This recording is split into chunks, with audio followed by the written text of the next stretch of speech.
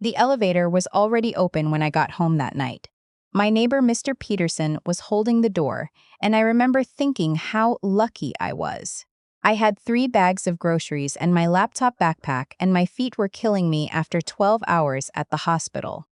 I thanked him. I stepped inside, and then I looked down the lobby and saw them standing there by the front desk. My brother, my mother, and my father with his hands in his pockets looking around the lobby like he was appraising it. I almost pressed the button for a different floor. I almost let those elevator doors close. But my body froze in that specific way it always does when I see the 3 of them together. That old animal stillness I developed as a kid, the one that kicks in before my brain can catch up.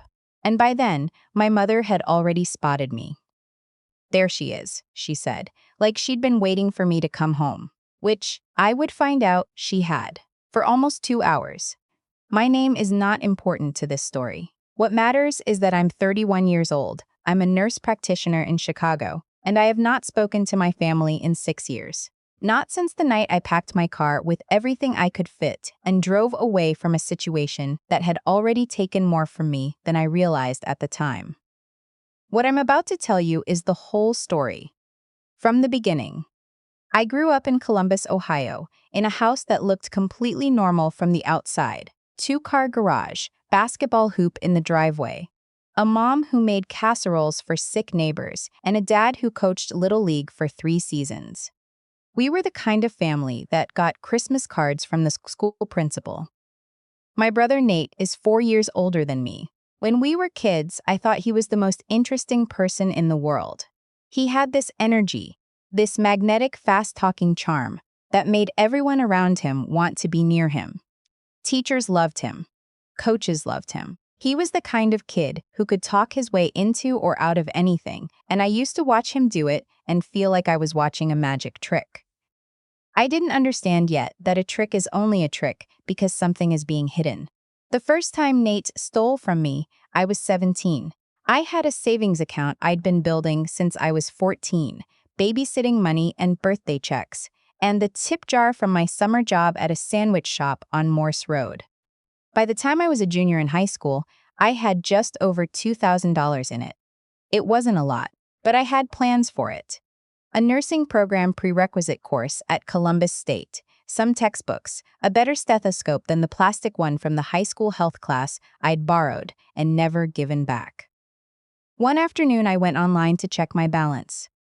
The account showed $43. I sat there for a long time, just looking at it. I went to my mom first. She was making dinner, stirring something on the stove, and she didn't look up when I told her. I showed her the screen on my phone. She said, "Are you sure you didn't spend it?" I was sure. I showed her the transaction history. A series of ATM withdrawals over 3 weeks, all from a machine on Henderson Road, which was not a part of Columbus I had ever been to. She said, "Let me talk to your dad." My dad talked to Nate, and that evening, the 3 of them sat me down at the kitchen table, and my father explained that Nate had borrowed the money because he had gotten into a situation. He said, situation, the way doctors say concern, the word doing heavy lifting to avoid a scarier one, and that he was going to pay me back by Christmas. He didn't. I went to college on student loans. I went to graduate school on more student loans, and a scholarship I nearly lost because I was working 30 hours a week at a hospital cafeteria to cover my rent. I didn't go home for Thanksgiving my second year because I couldn't afford the bus ticket, and I was too proud to ask anyone for help. I ate cereal for dinner 4 nights in a row that November and told myself it was fine. It was fine. I would be fine. And eventually, by the time I was 25, I had my certification, a job at a clinic on the north side, and a studio apartment that was mine entirely. I furnished it slowly, one piece at a time, from estate sales and Facebook Marketplace, and every single thing in it felt like a small victory. A blue ceramic lamp I paid $11 for. A bookshelf I spent a whole Saturday afternoon painting white. A coffee maker that took me 3 months to save for. I didn't have a lot of contact with my family during those years. Birthday calls, sometimes. A text exchange at Christmas. My mother would ask when I was coming home, and I would say soon, and then soon would come and go, and neither of us would mention it. I think I believed, in a quiet way, that this was what peace looked like. Distance, the low hum of not quite connected. I didn't know it could get worse until it did. I met my best friend Cassidy through work, 2 years into my job at the clinic. She is the kind of person who remembers your coffee order and also calls you out on your nonsense in the same breath, and I needed both of those things more than I knew. She's the one who eventually said to me, "You talk about your family like they're a weather system, like something that just happens to you." And I sat with that for a long time. She was right. I had spent so long adjusting my life around the damage that I had stopped thinking of it as damage at all. I just thought it was normal. I thought everyone had a brother who borrowed things without asking, and parents who quietly decided that keeping the peace was more important than keeping your savings account. It took therapy, 3 years of it.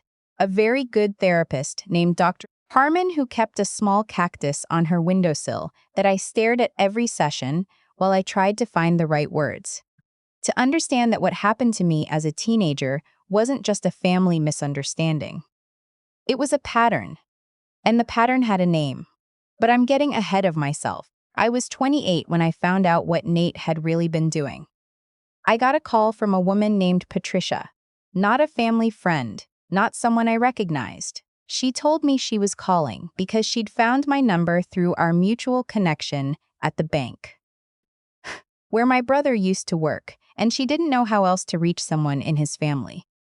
She said she was owed $14,000. She said my brother had approached her 18 months earlier about investing in a rental property he was flipping in Gahanna. She had given him the money. The property, she would discover later, did not exist. When she tried to reach Nate, his phone was disconnected. When she went to his apartment, he'd moved. I stood in the middle of my kitchen and listened to this woman's voice.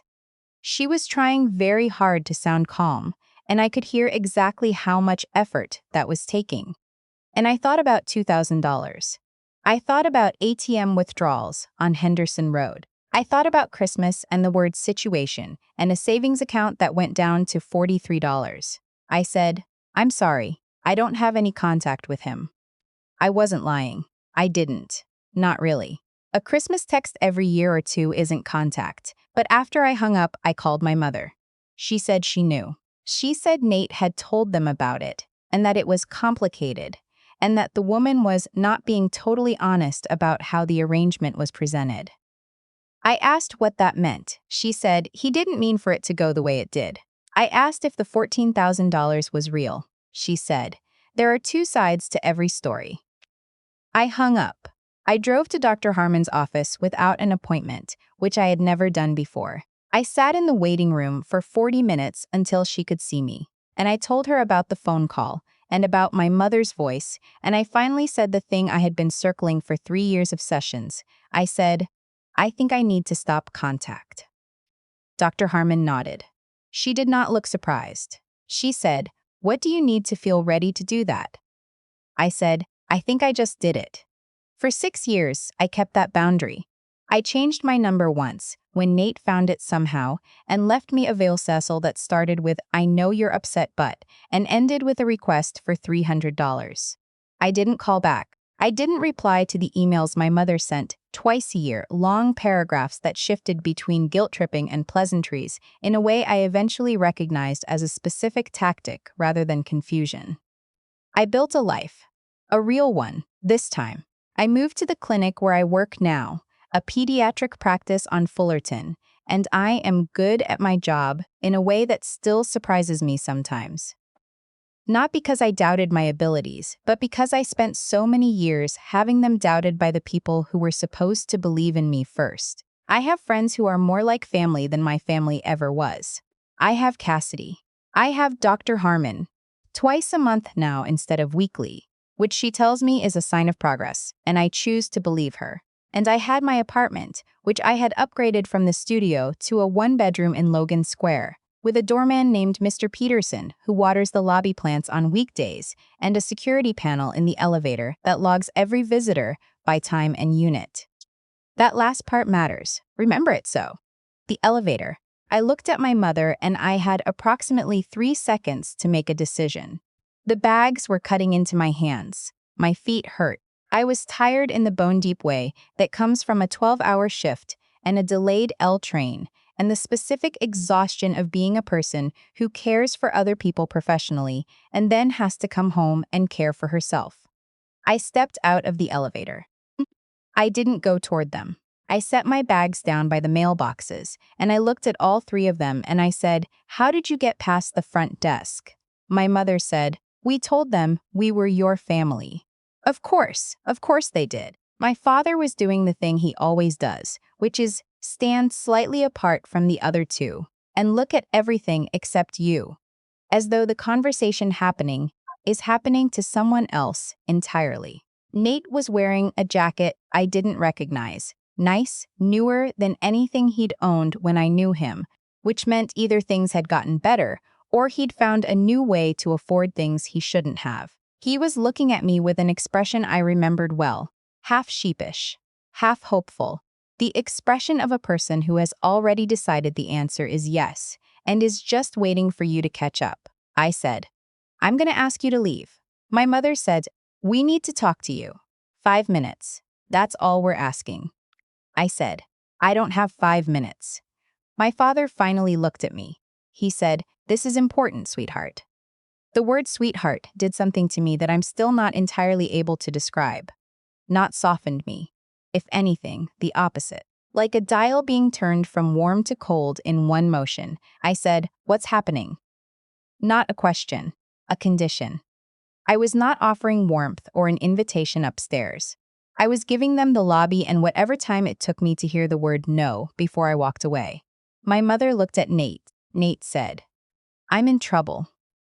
The short version, because I want to give you the short version first, before the long one, is this. My brother had been working as a financial administrator for a property management company in Columbus for the past 4 years. He had, during that time, diverted a total of approximately $160,000 from the company's maintenance and repair escrow accounts into a personal account he had set up under the business name of a home improvement LLC that did not actually perform any home improvements. The money came out in increments, vendor payments, contractor invoices, repair reimbursements, all just small enough that none of them individually triggered an audit flag. He had been doing it for almost 3 years before someone noticed that the roof on one of their apartment buildings had supposedly been replaced twice in 14 months by a company that had no physical address. There was now an investigation. There were forensic accountants. There was a detective named Hargrove from the Franklin County Sheriff's Office who had left Nate 3 voicemails. And my brother was here, in my lobby, in his new jacket, because he needed something from me. He needed me to say that the LLC was mine. He needed me to say that I was the owner and the operator, and that Nate was just helping me manage it, and that I had authorized all the payments, and that any financial irregularity was the result of my own mismanagement, not his. He needed me to take the $160,000. He said, "You're a professional. You have a clean record. They'll be more lenient with you. You can probably work out a restitution deal without any prison time." He said this to me, to my face, in my lobby. I looked at my mother. I needed to see, whether she was going to say something, whether there was a line she wouldn't cross. She said, "She's right, you know. Your brother is not strong the way you are. He won't survive it the way you would." I turned and I walked to the elevator. I pressed the button. I waited. My father said, "Think about what you're doing." The doors opened. I picked up my grocery bags. My mother said, "We'll come back. We're not leaving Columbus until we talk to you." I stepped into the elevator. I pressed 7. I watched the lobby shrink as the doors closed. I set my groceries down on my kitchen counter and I sat on my floor for a while. I don't know how long. Long enough that the frozen vegetables thawed slightly. Long enough that the light in my apartment shifted from evening gray to night. Then I got up and I made a phone call. Her name was Angela Brewster, and she had been my attorney for 3 years.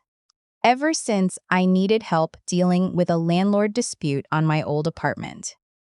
She is the kind of lawyer who answers her phone at 9:30 at night and says, "Tell me everything," before you've even explained why you're calling. I told her everything. She said, "First thing, do not contact them. Don't text, don't email, don't respond if they come back." I said, "They said they're staying in town." She said, "Good. That means we can document everything. Do you have footage from your building's entrance?" I said, "The front desk has a camera. The elevator has a panel log. It records every visitor badge in by unit and timestamp." There was a short pause. She said, "Get me that log." I called the building manager first thing the next morning. He was cooperative in the way people tend to be when you explain that you're dealing with an active law enforcement matter, which I explained carefully and without emotion to the way Angela had coached me to. He pulled the visitor log for the previous evening. 3 visitor sign-ins, 6:47 p.m., logged under my unit number, authorized by my mother's name. I forwarded it to Angela. Then I did something I had been thinking about since I sat on the floor watching my groceries thaw. I opened my laptop and I made a transfer, $20 from my personal checking account to a new documentation file I'd created. Dated, time-stamped, with a memo line that read, "Record of contact attempt, unsolicited, lobby of my resident, potential witness tampering request." You can call it dramatic. I've had 6 years of watching what happens when you don't create records. I've had 6 years of being the person who didn't write things down and regretted it. I wrote everything down now. Everything. They came back on a Thursday evening. I know it was Thursday because I had just gotten off a call with Cassidy, who had been checking on me every day that week with a consistency that made me want to cry every time my phone lit up with her name. The front desk called up this time. New protocol, per my request, per the building manager. Any visitors for my unit were to be called up before being admitted, no exceptions, no matter what they said. I said, "Please tell them I'm not available and that they should not return." The front desk relayed this. There was apparently a conversation. My mother told the desk agent that this was a family emergency. The desk agent, a 22-year-old named Joel, who I had tipped very generously at Christmas, specifically because he seemed like someone who would not be moved by other people's versions of urgency, said he would pass the message along. Then he called me back and told me what they'd said. I asked him to note the time and content of the interaction in the visitor log. He did. That log now had 2 entries. I forwarded both to Angela. She forwarded them to Detective Hargrove. I want to be very precise about this because people sometimes ask me later. I did not contact the detective myself. I did not call the Franklin County Sheriff's Office and tell them what my family had asked me to do. I told my attorney, and my attorney determined what her professional obligation required, and she made the appropriate contacts. But yes, Detective Hargrove called me. We spoke for about 40 minutes. He asked me to describe, in my own words, what had been said in the lobby. I described it. He asked if I had any documentation. I had the visitor log, my own written notes, time-stamped, and the memo I'd filed with my transfer record. He asked if I would be willing to provide a written statement. I said yes. He said, "I want to make sure you understand. You're not in any trouble. You weren't a party to any of this." I said, "I know." He said, "Your brother's attorney may try to reach you." I said, "I have an attorney." There was a pause. He said, "Good." And I could hear in that one word that he had talked to a lot of people who didn't. The statement took 2 weeks to finalize through Angela. In it, I described the lobby visit, the nature of the request, the specific language my brother had used. "They'll be more lenient with you." And my mother's addendum about me being strong enough to survive it. I described the second visit. I provided the visitor log entries. I provided the documentation file I had created. I heard through Angela that the forensic accountants had reconstructed the full paper trail of the LLC by then. The invoices, the payment records, the vendor account that routed back to a debit card registered to my brother's home address. The whole architecture of it laid out.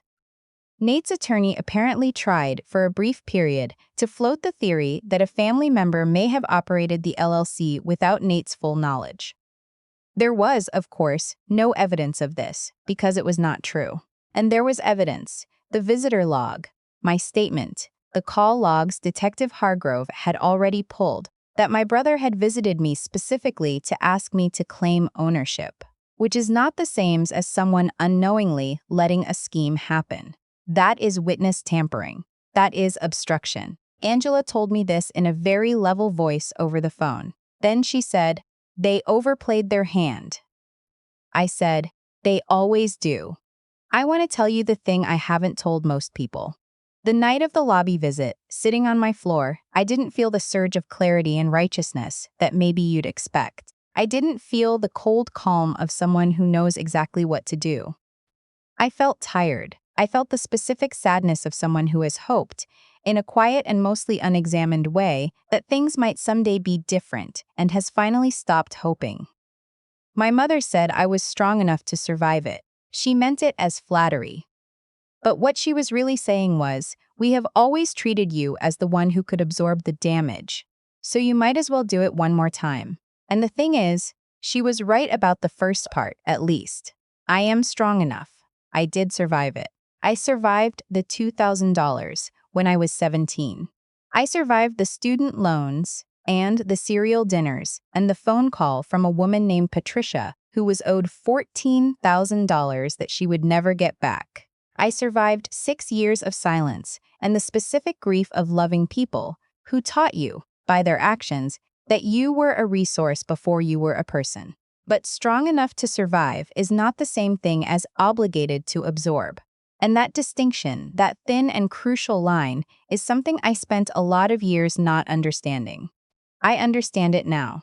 Nate pled guilty to wire fraud and breach of fiduciary duty. He was sentenced to 32 months, with restitution to the property management company set at the full $160,000, to be paid from whatever assets could be identified. His attorney negotiated it down from the original charge sheet, which Angela explained to me meant he had provided cooperation of some kind, though she didn't have the details and I didn't ask. My parents drove back to Columbus sometime in the third week after their visit. I know this because the building's visitor log, which I had asked Joel to flag for my unit on a rolling basis, stopped showing any activity after that. My mother sent me an email 6 weeks later. It was 7 paragraphs long. The first 3 were about Nate, what he was going through, how hard it was. The 4th paragraph said, "I know you think we only come to you when there's a problem." The 5th said, "That's not the kind of parents we tried to be." The 6th said she hoped I understood that family is forever and that she and my father would always love me. The 7th said she wished I had made a different choice. I read it twice. I thought about Patricia and her $14,000. I thought about the $43 left in my savings account when I was 17. I thought about a broker named Dr. Harmon and a cactus on a windowsill and 3 years of finding the right words. I did not write back. I want to be careful here because I know some people hear this story and they ask, did you feel guilty? Did you feel like you should have done more, tried harder, given them one more chance? Honestly, for about 3 days, yes. There is something in me, something that was put there early and runs very deep, that still reflexively asks whether I am being too hard, whether I am failing at something, whether the problem is actually me. That is the thing about growing up the way I grew up. The gaslight is so consistent and so early that you start to think the smoke is just the air. You adjust, you adapt, you think, this is just what families are like. And then one day, you are standing in a lobby with 3 bags of groceries, and your feet hurt, and you look at the 3 people who were supposed to be your foundation, and you understand very clearly that the foundation was never built. They were just standing on top of the place where it was supposed to be. I went back to Dr. Harmon the week after everything was resolved. I told her the whole story. She listened the way she always does, without interrupting, with that specific quality of attention that still, after 6 years, makes me feel like the most important person in the room. When I was done, she said, "How do you feel?" I said, "Like I kept something." She said, "What did you keep?" I thought about my apartment and the blue ceramic lamp and the bookshelf I painted white on a Saturday afternoon and the coffee maker it took me 3 months to save for. I thought about Cassidy texting me every day that week. I thought about Joel at the front desk noting the time and content of my family's visit in a log that would eventually go to a detective in Columbus. I thought about $20 and a memo line with a timestamp. I said, "Myself, I think." She didn't write anything down. She just nodded. And outside, Chicago was doing that thing it does in early November where the light goes sideways and everything looks briefly like a painting. And I sat with that for a moment before I had to go back out into it. That was 18 months ago. I am still in the same apartment. I still see Cassidy every week. I still see Dr. Harmon twice a month. The blue lamp is still by the window. The bookshelf is still white. Some things, once you've kept them, you just keep.